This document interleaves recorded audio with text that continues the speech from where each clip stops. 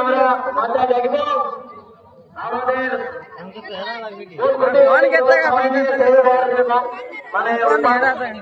ছাড়াই দেবেন।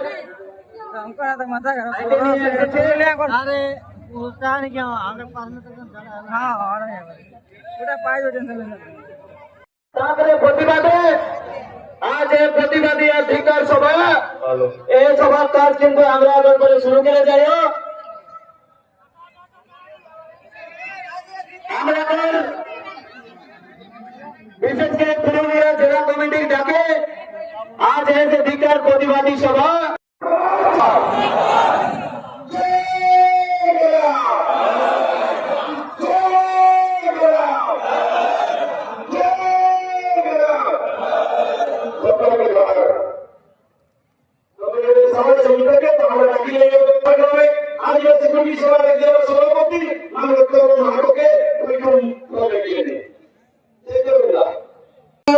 तब हम लोग का आंदोलन निश्चित तौर पर तुरंत मिलेगा, सरकार हिल जाएगा। जितना हम लोग का आबादी है, जितना हम इनके जनसंख्या है, हम कहेंगे यदि 100 में उठे जाए तो बंगाल, उड़ीसा, झारखंड के सत्ता के चाबी झारखंड में कुर्मी समाज के हाथ में रहते और कुर्मी समाज जे ताकत से होते, इतना ताकत है इन पास।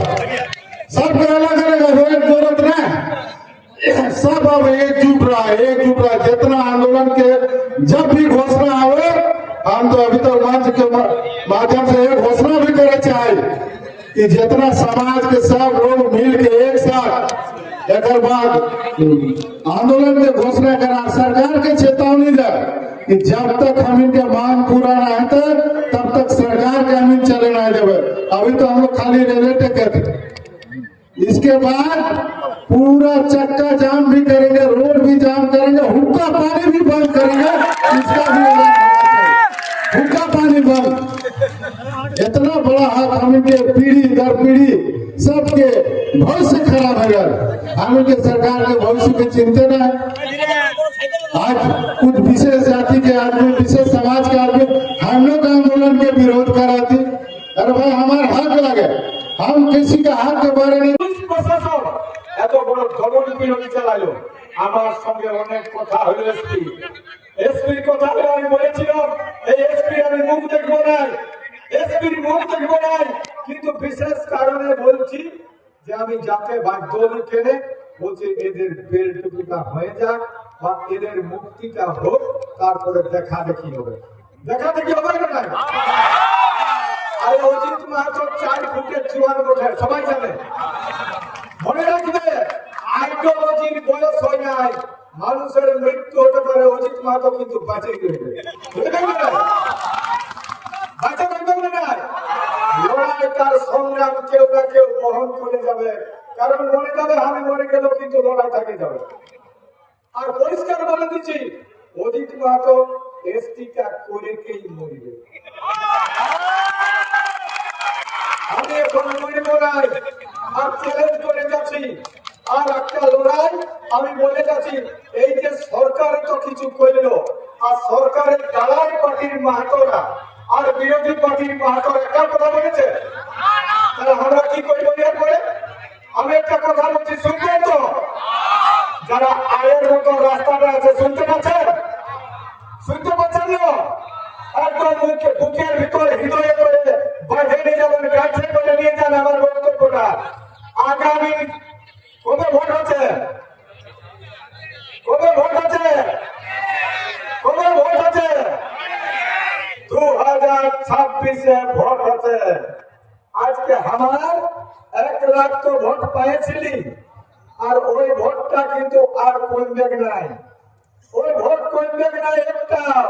আর আমি বলে যাচ্ছি এই কারণ মমতা ব্যানার্জির জন্য ডহর টাকা, রেল টাকা, জিগির গিটার দিল্লি কলকাতা তথ্য করলি কিসের জন্য? এসটিটা করে দিবে, কিন্তু কোন করল নাই। আর গত ভোটে বলেছিল সার্ভে চলছে কুর্মীদের জন্য, সার্ভে তোর কথা গেল, এখনো সার্ভে রিপোর্ট নাই। এই জন্য বলে দিচ্ছি আমরা কুর্মীর পেটে জন্মেছি, আর কুর্মী যদি বটি একটিও ভোট দিব নাই আমরা টিএমসি কে। আগের গুলো শুনতে পারি না নাই, হাততালি দিল না নাই, আর যারা রাস্তায় যারা আছে শুনতে পাচ্ছেন না। কিন্তু একটা কথা বলছি, যদি যদি বলছি যদি আমাদের সার্ভেটা পাঠাইলে 26-এর আগে চিঠিটা যদি অজিত মাহাতোর কাছে চলে এলো, তাহলে কিন্তু আমরা ঘুরে কে থাকবো। ঠিক বলি না? ঠিক বলি না? তাহলে অজিত মাহাতোর আর কোনো দোষ থাকল? তাহলে 2026 কবে আছে, ভোট কবে হবে? কিন্তু পরিষ্কার কথা আমি বলি যে একটিও ভোট টিএমসিকে দেওয়া হবে না। কিন্তু যদি আমাদের কমেন্ট জাস্টিফিকেশনটা পাঠাইলে, তাহলে কিন্তু ঘুরে ফোন ভাগবো আমরা। ঠিক আছে? একদম। ইয়ার পরে আরেকটা বলছি, আমাদের আদিবাসী কুর্মী সমাজ আমরা বিভিন্ন জায়গায় আন্দোলন করছি, বিভিন্ন জায়গায় আন্দোলন করছি। আমাদের এখানে অমিত মাহাতো ঝাড়খণ্ডের কথা বলে দিল যে ভাই আদিবাসী কোন সাঁওতাল মুন্ডা ওরান, কোন আমাদের হাড়ি মুচি, আমাদের শহীদ কোন বাউরি বালতি রাজওয়া কুমারের সঙ্গে আমাদের কোন লড়াই নাই, কোন লড়াই নাই আমাদের। আর মনে রাখবে আদিবাসী ভাইরা, তোমরা মনে রাখো, যেটা তো বোঝাই দিল, কিন্তু আমি বলবো রতন হাসতা বলে একটা লোক আছে, আছে না? আছে। আমরা আজ তক চ্যালেঞ্জ করে বলছি, আদিবাসী কুর্মী সমাজের কোন নেতা নেতৃত্ব আজ তক সাঁওতাল আর মুন্ডার বিরুদ্ধে একটার কথা বলিনি। ওনাকে বলেছি আমার বাপে রতন হাসতার বাপে ও রেজুলেশন নিয়েছিল যে মাঝিরা কোন বাঁধন ঘরে খাবে না, ওদের বিটি ছেলেরা কিন্তু মাতো ঘরে হাড়ি ধোয়া জলটাও খাবে।